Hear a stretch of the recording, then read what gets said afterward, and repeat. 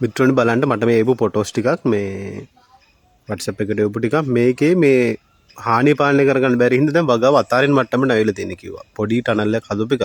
හොඳට හදලා තියෙනවා. මේ අතරම මේකේ තියෙන්නේ මයිටා හානිය. ඒකයි අපි අතරම කියන්නේ ඕගොල්ලන්ට මයිටාව ගැන නිතරම වීඩියෝස් මේ ෆොටෝස් දාපියෝ කියන්නේත් ඒකයි. ඔයගොල්ලෝ මේක ඉගෙන ගත්තා නම් ඔයාලට මේ පාලනය කරගන්න පුළුවන්. මේ මයිටා හානිය පාලනය කරන්න අපිට පුළුවන්. ඇබමැක්ටින් ගන්න. ඊට පස්සේ සල්ප පුළුවන්.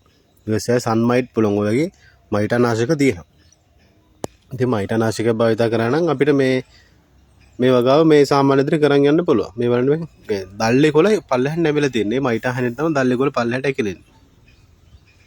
එතකොට අපි දැල්ල කැපුවා කියලා හරියන්නේ නැහැ. ඇත්තට මයිටාවෙක් වගේ සතෙක් ආපුවාම අපි දැල්ල කපලා බලන් හිටියට හරියන්නේ නැහැ. අලුත් දැල්ලත් ආයෙත් එහෙමම තමයි එන්නේ.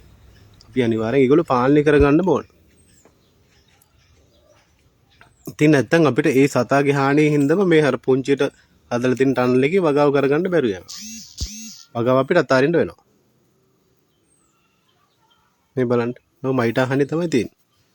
ඉතින් එහෙනම් මයිටා හානිය කියන එක මෙන්න මේක කියන එක ඔයගොල්ලෝ හොඳට ඉගෙන ගන්න.